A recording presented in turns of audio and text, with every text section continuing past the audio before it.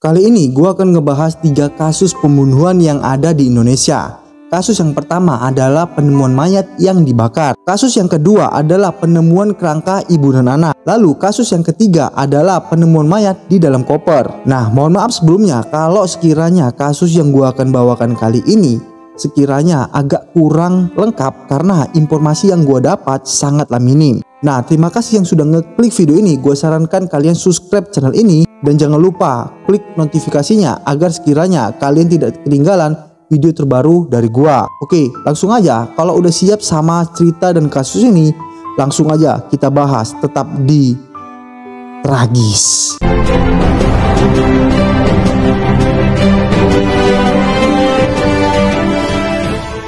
Penemuan mayat yang dibakar. Pada tahun 2018 lalu, warga digegerkan dengan penemuan jasad wanita dalam kondisi hangus terbakar sehingga identitas korban sulit dikenal. Pada saat itu, usai mendapatkan informasi, kepala desa yang bernama Suparjo dan beberapa warga pergi ke lokasi kejadian dan melihat mayat tersebut. Pas Suparjo datang ke lokasi tersebut, sudah banyak warga yang melihat. Suparjo pun bilang ke warganya, jangan dipegang dulu jasad wanita itu sebelum polisi datang dan melihat dan melakukan olah TKP. Posisi jasad itu dalam keadaan terungkup dan berjenis kelamin perempuan. Setelah penemuan itu, tim Inafis Polres Blora melakukan tindak lanjutan olah TKP ke lokasi kejadian. Lalu setelah diperiksa melakukan TKP tersebut, diketahui wanita mayat itu berinisial FDA yang berusia 21 tahun dari Kecamatan Tamblang, Semarang. Menurut keterangan dari kepala desa, penemuan jasad FDA ini berasal dari sumber warga yang melapor kepadanya. Lalu tak lama setelah identitas mayat itu terungkap, polisi berhasil meringkus pria yang ditetapkan sebagai tersangka yang berinisial KW yang berusia 31 tahun. Dikatakan ya, pelakunya pria kelahiran Blora menetap di kota Semarang. Pada saat itu dia diringkus di tempat kerjanya di sebuah hotel di kota Lumpia pada Senin pukul 22.30. Tidak lebih dari 24 jam setelah identitas korban diketahui, tersangka langsung diringkus oleh anggota Reskrim Polres Blora dengan dukungan Jatlantas Polda Jawa Tengah. Tersangka juga memberikan pengakuan kepada pihak kepolisian. Kapolres Blora AKBP Sabtono mengatakan bahwa di hadapan polisi pelaku mengaku perbuatannya membunuh korban dengan cara dibakar. Lalu pelaku juga mengaku membakar korban dalam keadaan hidup-hidup. Dari pengakuan kasus pembunuhan yang sangat sadis ini, kawasan hutan ini masyarakat kembali diingatkan dengan kejadian serupa yang terjadi pada 7 Agustus 2011 lalu. Saat itu masyarakat juga digemparkan dengan penemuan sosok wanita yang ada di hutan itu dengan ciri rambut kemerahan yang ditemukan warga dalam kondisi hangus terbakar juga di dalam hutan Blora itu. Kapolres Blora AKBP Sabtono mengungkapkan pihaknya masih berupaya melindaklanjuti penemuan jasad itu, mengungkap serangkaian kejadian pembunuhan yang sangat sadis ini di kawasan hutan wilayah Blora. Lalu setelah dilakukan penyelidikan dan pengembangan 2 kasus tersebut, fakta di lapangan menuju pada satu nama pelaku yakni yang berinisial KW. Setelah ditindaklanjuti, ternyata dia melakukan 2 kali pembunuhan, tepatnya juga di hutan tersebut dengan cara yang dibakar juga. Pelaku memiliki motif untuk menghabisi korban dengan cara yang sangat sadis.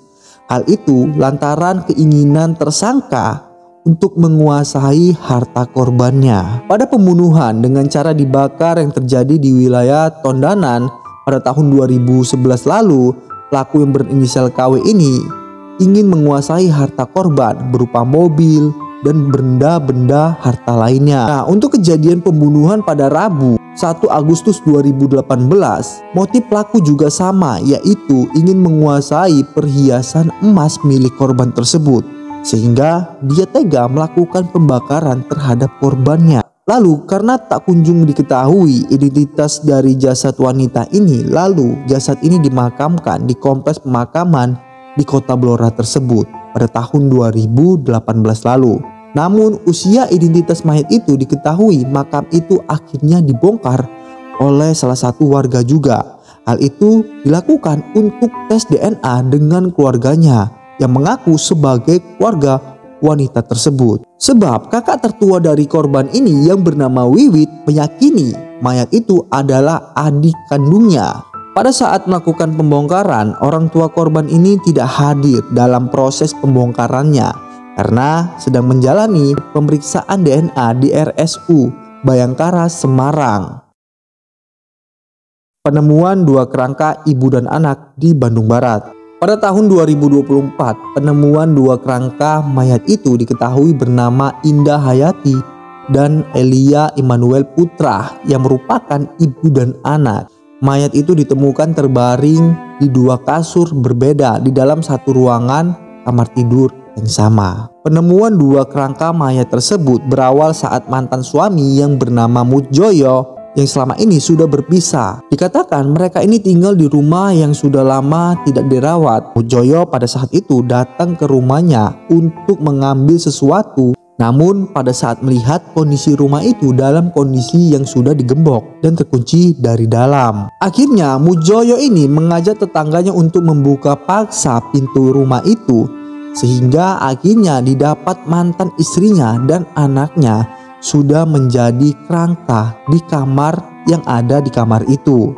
Dugaan awal keduanya meninggal karena mengunci diri dari dalam. Untuk sementara ini kedua kerangka mayat tersebut dikembalikan terlebih dahulu kepada keluarganya. Apakah dilakukan pemeriksaan lebih lanjut ataupun tidak. Lalu setelah polisi melakukan olah TKP tersebut, polisi menemukan petunjuk baru dari sebuah dinding yang ditulis oleh dua kerangka ibu dan anak ini.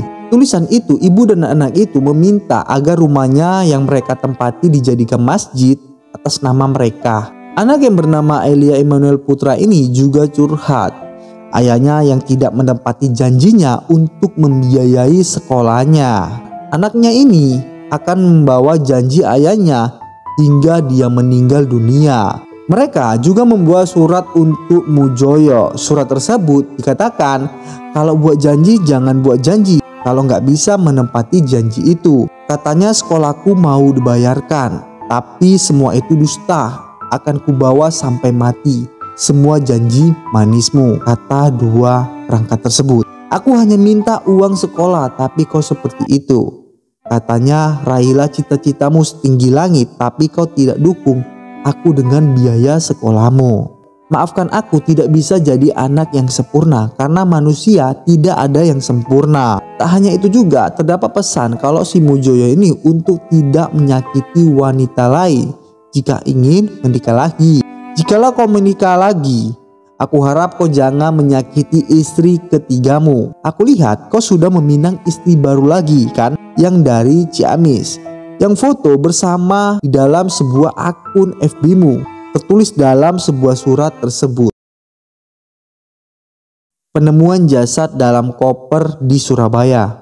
Pada tahun 2023, Sugeng Priyanto, petugas keamanan hutan, mengira kalau ada yang membakar sesuatu seperti bau sampah yang ada di hutan tersebut. Sebab secara kebetulan berdekatan dengan tempat pembuangan sampah. Ada semacam bungkusan seperti koper dan lapisan seperti kain putih. Dikira petugas hutan ini ada orang yang membuang sampah dan membakar sampah tersebut.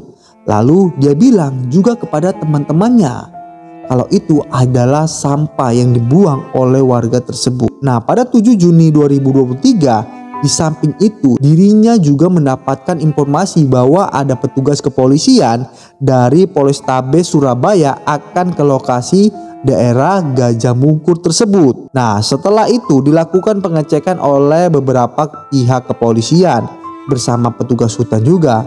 Ternyata benar ditemukan ada sesosok mayat yang dikira petugas ini tadi sampah sudah dalam keadaan bau yang sangat tak sedap. Lalu saat dibuka, mayat tersebut berjenis kelamin wanita. Diketahui mayat itu bernama Angelina Natania, asal Rungkut, Kota Surabaya, yang tidak pulang ke rumah pada 5 Mei 2023 lalu. Ternyata Angelina ini ditemukan sudah tidak bernyawa dengan kondisi yang sangat mengenaskan, yakni dimasukkan ke dalam tas koper, kemudian dibungkus dalam karung dan dibungkus dengan lakban. Dengan pemeriksaan keluarga korban, polisi pun melakukan penyelidikan dan akhirnya terkuak siapa orang yang tega menghabisi nyawa wanita ini. Korban terakhir kali diketahui berada di salah satu apartemen kawasan Gunung Anyar bersama seorang laki-laki. Penyelidikan itu pun mengarah ke laki-laki tersebut adalah guru les musiknya yang diketahui yang berinisial R. Ia diamankan untuk menjalani pemeriksaan secara intensif. Lalu si R ini ditetapkan sebagai tersangka dalam kasus pembunuhan wanita tersebut. Itulah sedikit kasus yang ada di Indonesia. Nah, terima kasih yang sudah ngeklik video ini. Jangan lupa kalian subscribe channel ini dan jangan lupa nyalakan notifikasinya. Kalau kalian suka sama video ini, jangan lupa klik tombol sukanya.